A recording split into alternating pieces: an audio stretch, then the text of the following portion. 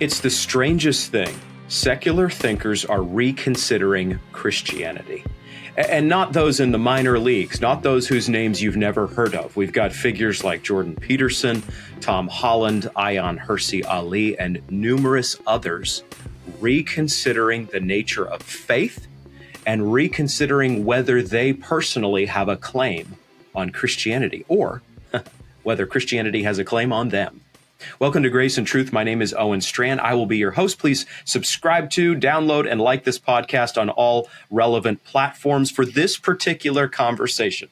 A hugely enjoyable conversation and really stimulating one. I am joined by my friend, Justin Brierley. He is the host of numerous podcasts and has broadcast numerous shows. He's best known for the Unbelievable show. Today, he is hosting a podcast that is actually dovetailing with his recent book, very recent book, The Surprising Rebirth of Belief in God.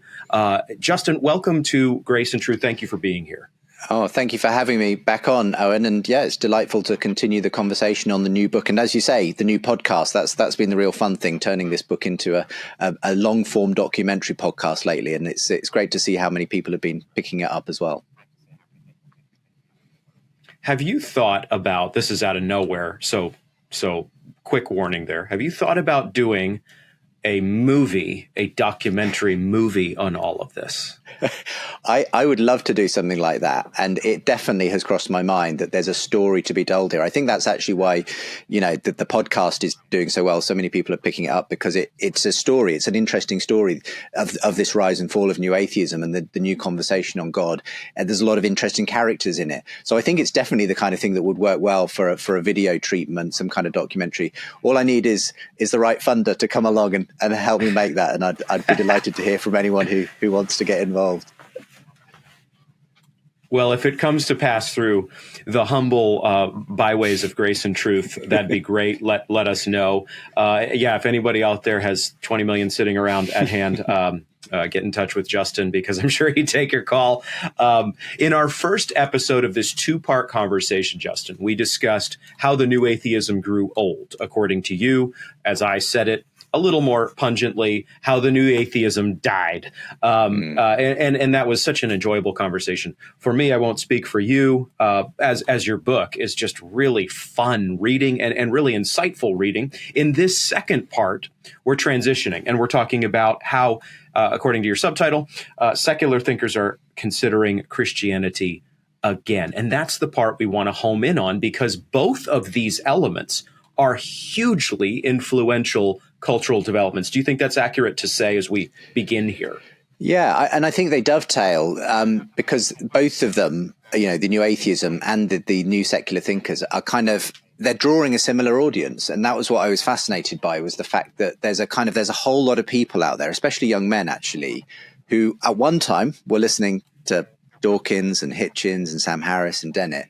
Now, I think they're turning out for people like Jordan Peterson and Tom Holland and Douglas Murray and Ayaan Hirsi Ali, who are still, have kind of risen to prominence in secular circles, but are talking about Christianity in a completely different way to the new atheists. So for me, that's been a very exciting development. One I wanted to obviously tell in the book and the podcast. You cite Douglas Murray, for example, in a number of places. He has probably the sharpest pen of any writer today, kind of the heir to the Christopher Hitchens mantle in that respect alone. I mean, the sharpest pen. You see his videos pop up on Twitter if he's opposing a movement that he sees as bankrupt Hamas or something like this. And that man spits fire, as they say in America. And so such an interesting and important intellectual figure. And he calls himself, as you note, a Christian atheist. I mean, we are Justin, we are in strange days. We have Christian atheists among us today. Yes. Fascinating. Yes. Yeah, absolutely. And Douglas Murray is a very interesting case in point. I've had the opportunity to host a couple of discussions with him over the years. And he actually kind of was very influenced by the new atheists. Funnily enough, we were at Oxford University at exactly the same time. We didn't know each other while we were there, but he went on, having had a kind of traditional Church of England upbringing, So he had a sort of incipient faith there. It quickly got taken away in his early 20s when he started to hang out with Christopher Hitchens. They were good friends. They went for lunch together. And it was sort of in his mid-20s that Christopher Hitchens essentially sort of talked him out of his faith, whatever faith there was there. And that was very interesting to me because he will tell you that he kind of got sort of drawn in by the new atheist crowd. He found it interesting and sort of, he liked being around these intellectual figures. But it didn't take too long for Douglas Murray to realize the answers they were giving really weren't very deep.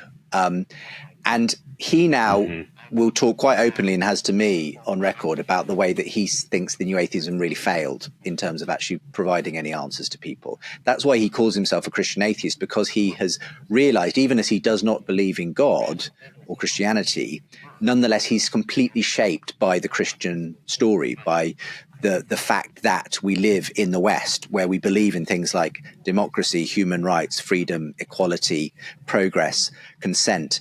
He's smart enough to know that those didn't just drop out of a vacuum, that you can't go to science or the Enlightenment for the genesis of those particular values. To that extent, he's very similar to Tom Holland, another secular historian who obviously has written this magnum opus, Dominion, spelling out exactly why all the values we cherish in the West really are a product of the Christian Revolution. So when you've got people like Murray and Holland sort of suddenly reassessing that whole new atheist movement and coming out as these quote unquote Christian atheists, it is an interesting time to be alive, and I'm quite excited. It's difficult because you wish they would be Christians, rather than Christian atheists. But I'm glad that we've got interesting, intelligent voices in the secular realm who are advocating for the value of Christianity, and that's a big change. Yeah, that's very well said. We should pray for them, and any listening to this podcast and watching it and engaging Justin's material and listening to Justin's podcast on the surprising return of belief in God. Seriously, don't just listen, don't just watch, but I would say, as a theologian, pray for the conversion of these figures, and remember very quickly here, remember that it oftentimes takes a lot of time and thought and searching. You reference C.S. Lewis in numerous places in his own journey, well known, but always worth returning to in these kind of conversations.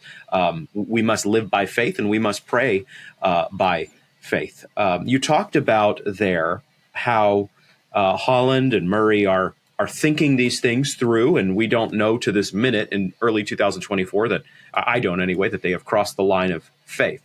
But I was recently I was on your turf. I was in London for the ARC conference that was ordered around Jordan Peterson and brought a whole bunch of conservative, religious, and then also just not leftist individuals of varying types to a venue right near the O2 in London in October 2024. And at that event, Ayaan Hirsi Ali basically gave a kind of preview of her buy-in to Christianity that she just a few days after that published about in Unheard. And we're going to hear that clip right now from Ali talking about her change from an Islamic story that she held to more of a Christian story. Let's hear that clip now. Why did you make the decision that you did make to value the latter story, the Western story that you identified with? Why did you make that decision, and how do you justify it? It was very easy to make the decision because it's a Western story, and Western civilization is a story that cherishes life, that goes to great lengths to preserve life. The story I left was a story that cherishes death. My life as a woman meant nothing. I was a thing, to be traded, to be used, and then to be discarded. And once I found out the differences, I adopted this story that is all about the preservation of life, not only for people in the West, but all human life. That's the story of the West. That's a story that's not told. So, John. Okay, so we just heard from Ayaan Hirsi Ali there, Justin, and she talked about, as I said, shifting from one story to another. She is part of this movement. She said this after your book came out, so it's not part of your book, The Surprising Rebirth of Belief in God. But it absolutely 1,000% fits with that narrative. What thoughts do you have as you hear her reflect? I remember sort of people telling me who were at the art conference, hey, Justin, Ayaan Hirsi Ali's been saying some really interesting things. And then, of course, as you say, just about a week later, this article comes out in Unheard titled Why I Am Now a Christian. And it just blew me away, because I thought, wow, this absolutely confirms the thesis of my book in real time. And it's not just Ayaan Hirsi Ali. There are other names, perhaps not quite as well known, but who I've just been surprised at the number of people who are saying very interesting things, about Christianity. It's been really interesting because we did a whole kind of discussion on the Ayaan Hirsi Ali story on the podcast that comes out with the book, The Surprising Rebirth of Belief in God. And I've been intrigued by the fact that a lot of secularists, certainly, and atheists got very upset with what she said. And a lot of them pushed back on whether this was a real conversion. And so did actually a number of Christians too, who were concerned that this was more motivated by a sort of political, civilizational concerns than by a genuine spiritual encounter, if you like, with Christ. So, and I totally get that, because when you read through the article, when you listen to, what she had to say there to Jordan Peterson, it is a kind of a concern for the future of the West that is, to a large part motivating Ayaan Hirsi Ali. And she obviously sees that Christianity specifically has been able to gift the West these various good things, and that there are big dangers for that. She sees dangers both on the progressive left from the sort of woke ideologies that she's concerned about, but also from the right, from, authoritarian movements, Putin, China, Islamism, which of course she's very familiar with from her background. So I can understand why she would sort of see that, as she puts it in the article, that atheism, sort of secular materialism, just was not enough it has never been enough to counter these kinds of big movements. And so she embraces Christianity. Now, the big question, of course, is, well, is she simply embracing it in a sort of purely political, sort of tribal way to say this, we need something like this? And I don't think that's quite fair, because actually when you do go and read further and listen to more of some of the discussions she's had since that, she's evidently also been on a spiritual journey. What she says is that atheism left her spiritually dry. She realized she needed something that told her why she was here and what life was about, and atheism simply didn't offer an answer to that. And so, there's a beautiful moment, actually. I encourage people, if they haven't watched it, to go and watch the interview she has with Freddie Sayers for Unheard, where she talks about, at a very personal level, this journey and how she was in therapy and just found herself in a very depressed, disillusioned state. And the therapist asked her about God. And she said, well, I can't believe in God because the God I was brought up with was this monster. And the therapist said, well, describe the God you would like to believe in. And she said she started to do that, and she realized she was basically describing Jesus Christ. And she said, so I thought, well, why don't I try this? Why don't I try this God instead? And that was the start for her. And from her own account, she's been going to church. And what she said in that interview was she wants to look into this story, and she wants to find out whether it could be true. So I think there's definitely a personal journey going on. But of course, it has been motivated by these big geopolitical concerns as well. But I don't think you should dismiss her embrace of Christianity on the basis that you don't approve of how she ended up there. People come to Christian faith for all kinds of reasons. Often they are not necessarily very good reasons. I wanted to find a girlfriend, so I went to the church where there were, we've all heard that story, haven't we? But God, as we've said earlier, works through all kinds of different means, even, our not so great means. And so I'm very, personally, I want us to pray for Ayaan Hirsi Ali, not to critique her. Yes, she's going to make mistakes, and we all make mistakes. And I am concerned, and I don't want people just to kind of sign up to Christianity as some kind of useful, utilitarian, civilizational force. I want them to sign up because they've fallen in love with the person of Jesus. But I believe that can happen even when people come at it, in different ways. So I'm overall very encouraged by the story of Ayaan Hirsi Ali, even though I understand the reservations that some people have had. Yeah, I would be in a very similar position to you. I do think that her account in Unheard, as we heard referenced in the video a minute ago, it does center to some degree in the functional power civilizationally of Christianity. By the way, not at all wrong. I'm not in any sense a Christian nationalist myself, but I recognize that Christianity gives you a framework not merely to make sense of your individual life, but to make sense of society and to frame government and justice and goodness and poverty and charity and all such things. So Christianity really is the superstructure that everybody is looking for, but can't find outside of Christianity. There are approximations of it, some of them better than others to some degree, but none of them can give you personally or civilizationally what Christianity will give you.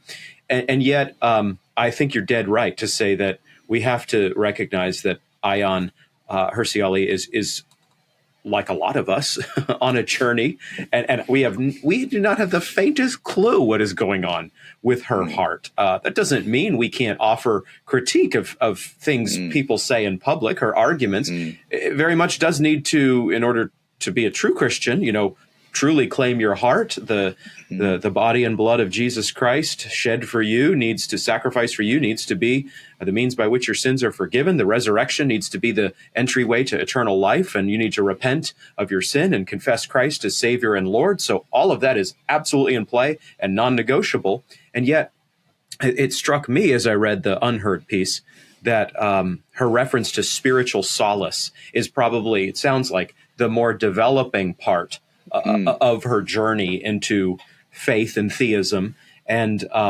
the depths of solace that are in Jesus Christ are infinite. And so you're not going to find limited spiritual solace in Christ. And she points out, you're certainly not going to find it in atheism and skepticism. You don't find any spiritual solace. And anyone watching this right now, Justin, let's just take a second here.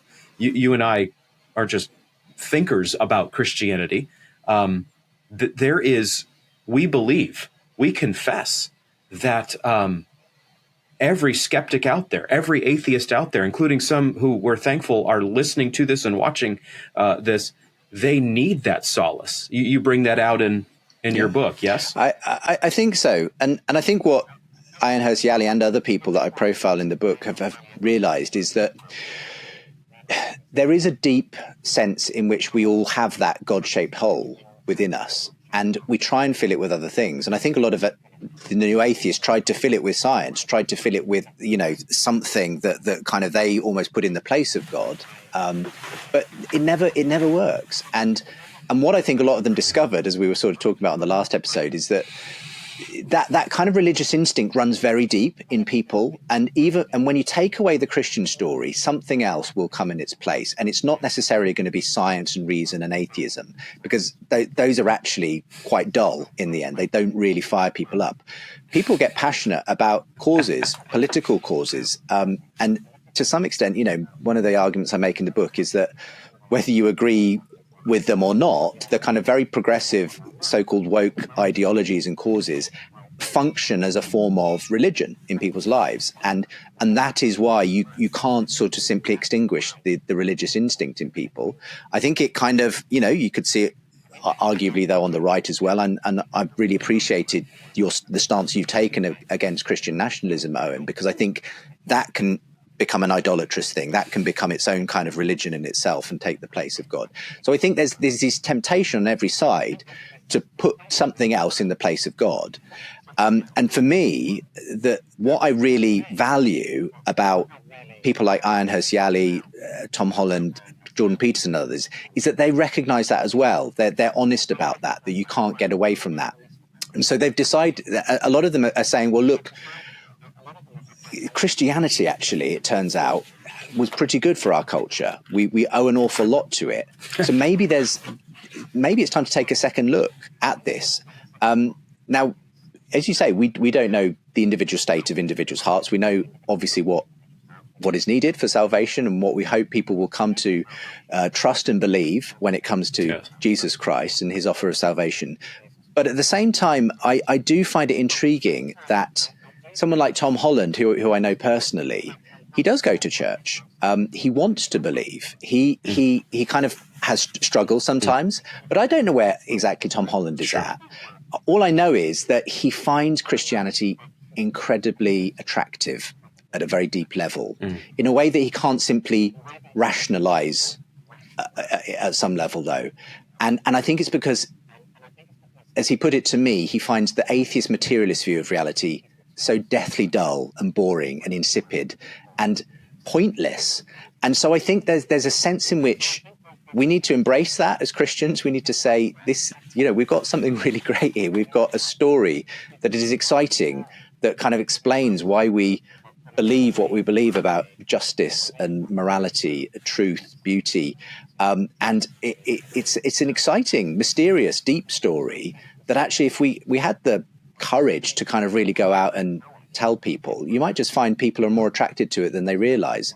I often think it's because the church has failed to engage that story the way it should be, that people turn to other quasi forms of religion, because the church has somehow managed to turn what it should be the greatest story ever told into a sort of morality story, or just a political tool, or just a something else. And for me, that's a tragedy. And the art of, I think, what Christians need to do from now on is to show that we all want a story to live by. We're all living by some story or another, but none of them compare, or they're all just faint reflections of the ultimate story, the Christian story. And I just think that some of these secular thinkers are just starting to kind of key into that in the end. Yes. I think that was beautifully said. You think of Luke 1:3. This story is so powerful. This story is so beautiful. This story is so good, but it's all of those things because it's true. Luke tells us that he writes to Theophilus so that Theophilus can have, Luke 1:3, certainty about the things of Jesus Christ. So that's what the Bible gives. It gives the foundation that you don't have otherwise. We'll talk about Peterson in just a minute, but you can rightly understand the beauty, for example, of Christianity. I mean, you really can see it as a non-believer, I'm saying, a thoughtful non-believer. But the line you must cross is the line of truth. You must understand that these things are not isolated from one another, and you don't have beauty over here on its own, and then truth over here on its own. They are one: beauty, truth, and goodness, and all they ultimately cohere in Jesus Christ. So I couldn't agree more. And by the way, so many things, Justin. This is just a very inspiring conversation and book, The Surprising Rebirth of Belief in God, with Tyndale, just out. You need to buy it. You need to read it. If you're a thinking Christian, if you're not a thinking Christian, if you're a thinking person, you need to buy this book, consider it, mull it over. You need to listen to the podcast. This is fantastic work being done by Justin Brierley and those associated with him. But what we need to say is, there's something to the simplicity of Christianity as well. There's something to the beauty of Christianity. We haven't, and you referenced it a minute ago, and I did as well, but there's no beauty in atheism. There's very little beauty in skepticism. You can have people who were raised Christian and they'll create beautiful art. Don't misunderstand me as an unbeliever, but that's a dying vine. And our culture is starved for beauty, I would argue. And so I think that's another lane into the Christian faith that we probably don't have a lot of time to talk about, but I think that's actually a very important one. Roger Scruton, whose shadow is all throughout this conversation in this book and the last 10 years of crazy Western developments intellectually. He was a powerful voice for beauty in an unbeautiful world. Would you agree with that statement? Yeah, absolutely. And Roger Scruton himself, had a Christian faith, as far as I'm aware. And I think he saw that there was a sort of there was something objective about beauty. It wasn't simply a matter of taste and culture. That actually that there is a kind of objective measure to whether something is just as whether something is true or false. You can say whether something is beautiful or ugly. And I think there's something to that. And I think there's been a fashion, especially in a postmodern culture, to kind of eschew beauty for the sake of kind of being trendy, avant-garde and everything else. But ultimately people know what beauty is, and they will come back to it. And there's something about the Christian story that is ultimately beautiful. And I've even had skeptics who have lost their faith who have still said it's still the most beautiful story that's ever been told. For me, as you say, the real thing is to say it's not just that you want it to be true because it's beautiful. In fact, it is true, and that's the wonderful thing. That's what C.S. Lewis was so good at doing. He painted an amazingly beautiful picture of Christianity through the Narnia stories, for instance. He engaged people's imagination in that way. But then he showed them that not only would they love for this world to be true, in which there is a good, not tame, ruler of all who gave himself for us, but it's actually happened in real life. And that was kind of, his own story when he had that famous walk around the back of Magdalen College in Oxford with J.R. Tolkien. He had kind of come to kind of accept that there must be a God, but he said, but I couldn't decide whether, I didn't believe the Christian story because he knew his mythology. He knew that history was full of stories of dying and rising gods, corn gods, fertility gods. And it was J.R. Tolkien who said, well, what if this was the true story, that all of those others are simply kind of reflections of, pointing forward or backwards to? And that for Lewis was the beginning of him seeing that actually there was this so-called true myth, that there's lots of pictures of God, reflections of that story, but it happened at one point in time in history that it happened. And for me, that's really important, because a lot of these thinkers, I think, are acknowledging that there's something transcendent about life. There's something mysterious and there is this beauty. But I want to say, go a bit further. It's not just that it's beautiful and useful and everything else. What if it's actually true? And that's why it makes so much sense. That's why it's transformed the West. That's why we get the chills when we walk into an ancient cathedral and it's beautiful. It's because it's really pointing beyond itself to something true. And for me, that's really important. I don't want them to stop where they are. I want them to keep tugging on that thread and finding that God's waiting for them at the end of it. Yeah, and it's very interesting that a lot of these figures who have, in some form, come back to the church, not necessarily joining it all the way per se, but even like a Paul Kingsnorth who's become Orthodox, for example, they've come back by their own admission, by their own account, not to like the cool bells and whistles churches, but they have come to normal, ordinary churches. You talked about being a Christian. I sometimes talk about churchy churches. Like, you don't necessarily want the cutting edge church, whatever that means. Actually, as you get a little older, I think, and you're out of the kind of burn of the 20s and maybe 30s, actually, you do want, to use Ali's term, spiritual solace. Actually, there is a certain beauty to traditional church architecture, if you will. Actually, the simple liturgy of an Anglican service or of a well-done Baptist service in my own tradition, or whatever it may be, thoughtful, careful, rich, biblical, actually, that's its own unique thing. And it doesn't need to be an AC/DC concert or a pop star concert in approximated form. Actually, if it's churchy, you talk about how we're all innately religious. Brilliant argument, by the way. I think you should do more on that.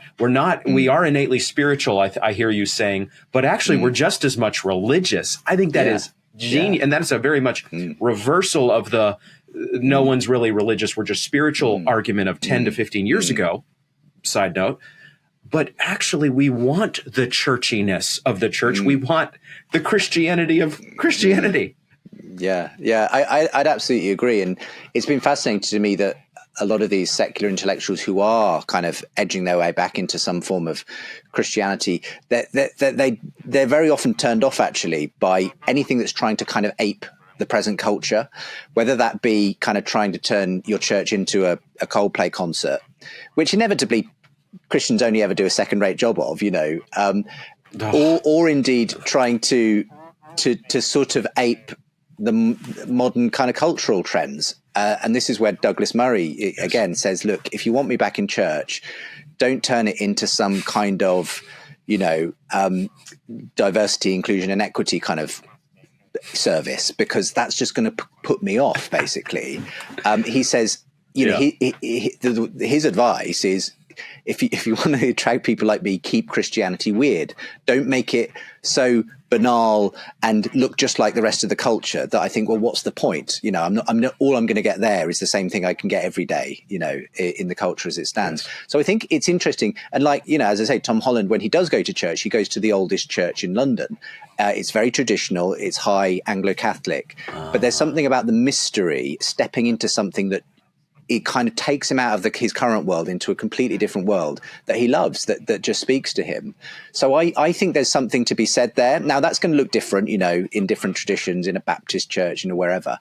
We can't all be, a 1,200-year-old church with beautiful, incense and columns around us. But at the same time, I think there's a principle there, this idea of keeping Christianity weird, where often we want to dumb it down. We want to kind of not look different from the world. And actually, the distinctiveness of Christianity is what has always marked it out. It's why people have wanted to join. Yes.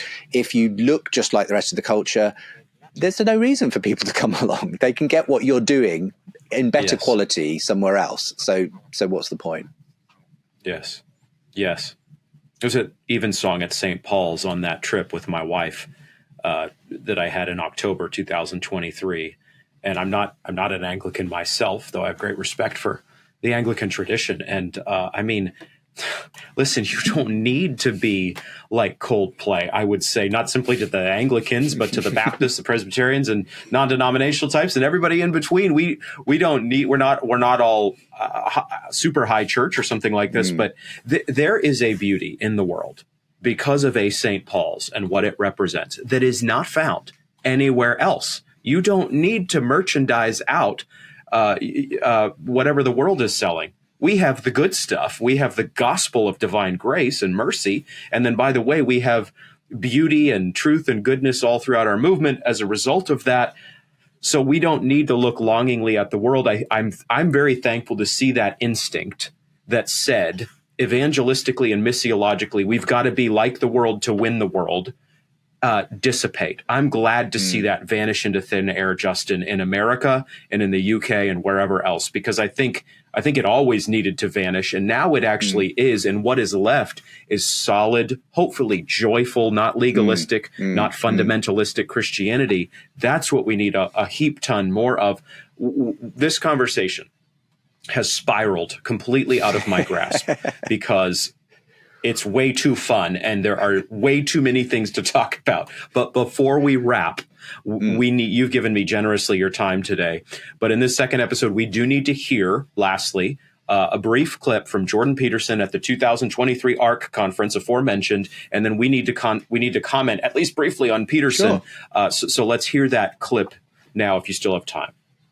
Refer to themselves as the locus of all things, and there's nothing you could do that would make them more miserable. It's identical with the instruction in misery. And you want to be outside yourself, serving a higher purpose, and maybe you're cynical about that, but you can think about it technically. Well, why do you bring a fork to the table? Well, so that you can put a plate beside it. And why do you put a plate at the table? And it's so that you can set the table to serve your family, to share food, to bring together the people you love in something approximating harmony as a microcosm of the entire cosmic order. And you can replicate that at every level of complexity, all the way up to what's at the pinnacle. And that's all real. And so is what's at the pinnacle. Okay, Justin, so that, I think, this is me talking, I'm not putting words in your mouth here. I think that's actually an explosive clip. I think it matters tremendously for tracking Peterson's journey. And to be clear, I don't know where he is spiritually. I'm not God. I don't know where he's going to end up. But the key sentence as I heard him in London was this: what happens around the dinner table is real, absolutely real, and so is what is at the pinnacle. At the pinnacle, in context, was divine being was God. So I think, long story short, I think Jordan Peterson just outed himself as a theist. How would you respond to my supposition? It's so hard, isn't he? I remember when I asked him when he came on my Unbelievable show back in 2018, this question, look, do you believe in God? And again, he wasn't quite prepared to say just a straight answer, yes, no. He said, the best I can say is that I act as though God exists. So I, like you, feel like Peterson, for all intents and purposes, seems to believe in something, a transcendent higher power. You might as well call that God. He certainly talks all the time about God. It gets a bit slippery because obviously he frames everything through this Jungian sort of psychological sort of language. And to that extent, you know, as he said frequently, whatever is at the top of your hierarchy of values functions in the place of God. Now, I think his view is that the thing that should be at the top of that is in fact God, is the kind of the pinnacle of all goodness, beauty, truth, morality. And that has a reality. There is a God, from which all of that descends, if you like. And it's interesting. Yeah. I mean, we might get more clarity from him because, as I understand it, his next book and tour is going to be called "We Who Wrestle with God," which of course comes from the name of Israel itself. So I think he's on a really interesting journey. What I have noticed is that, and I talk about this a little bit in my book, is you know, he had this huge illness. He rose to fame. Sort of talking in very interesting terms about God. He was packing out lecture theatres, talking about the book of Genesis, you know, drawing all of these millennials and Gen Z to his talks and his YouTube channel. Then he has this, you know, long spell of illness. And it was only on the other side of that I saw him at his most, I think, emotional when talking about faith and God. And one conversation he had with his friend Jonathan Peugeot, who's an Eastern Orthodox thinker, really stuck in my mind. And they were talking about Jesus. And I wrote it down in my book because it seemed so significant, where he said he was in tears, you know, and he often does cry in public. He's happy to get emotional about these issues.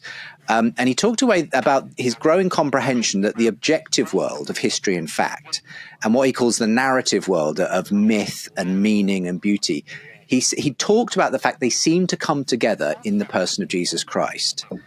And he said, I'm amazed at my own belief and I don't understand it. And for me, that's almost an encapsulation of what we were talking about earlier, C.S. Lewis's journey. He was in a very similar position where he, as an atheist, as a young atheist man, he believed in an objective world of history and fact and science. And yet he was completely invested in the beautiful literary world of mythology and beauty and story. And he thought he could never bring these two together. But he says it's in the person of Jesus that he realized you don't have to have these two worlds. They come together, that Jesus, who lived in history, is part of that objective world of history and fact, brings with him the whole world of beauty, imagination, morality, justice, because it's God stepping into history. So for me, my hope and prayer is that Jordan Peterson is kind of on maybe just a long C.S. Lewis journey. And as far as I can see it, though, whatever you make of his journey, he's opening the door to a lot of people to take Christianity seriously. I know many people who have become Christians are now baptized Christians because Jordan Peterson allowed them to take the Bible seriously, allowed them to maybe shake off the idea that Christianity was just for losers and, you know, intellectually weak people.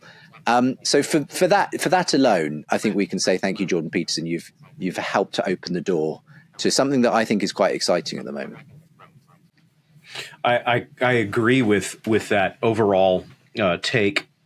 We're going to have to conclude, but it is fascinating to me to see this occurring from Peterson, even with that framing of objective world and imaginative world, or however you want to term that. By the way, great words in The Surprising Rebirth of Belief in God with Tyndale from Justin about imagination. Hugely important, another whole subject of a different podcast episode, because the imagination, in particular for conservative evangelicals of my stripe, I would be a little different from a Tom Wright, for example. We might have slightly different engagement of him, but to speak about my side of things in that respect, we're not always good with imagination. We just trust it, I would even say. Yeah. Sometimes as reform types, conservatives, and we've got to frame it rightly.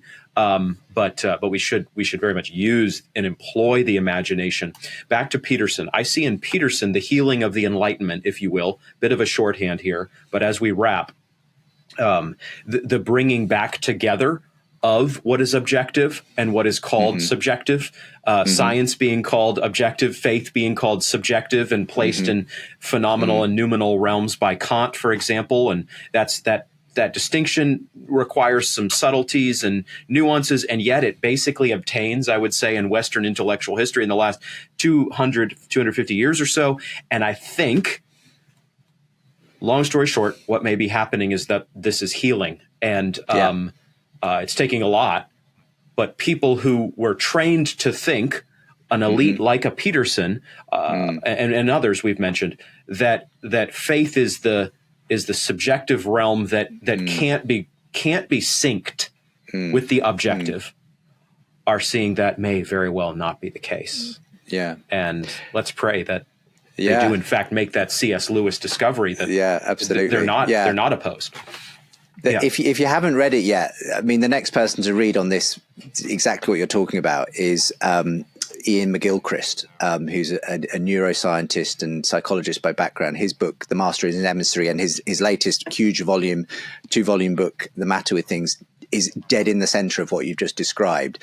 And again, a very significant thinker who is helping people to realize that there's been this false dichotomy, essentially, between this world of, faith versus objective science and everything else. So wonderful to chat with you, though, and I wish we had longer. Maybe I'll come back on and we'll have another conversation. Yes. I am hereby issuing an invitation, dare I almost say a summons, for you, please, if you would be so kind in the future to come back. You have given me a great amount of time of your day. Thank you very much for it. And I do, in conclusion here, again, encourage everybody to go get The Surprising Rebirth of Belief in God by Justin Brierley. Justin, thank you so much for being on Grace and Truth today. Absolute pleasure. Thanks for having me on, Owen. God bless you. God bless you.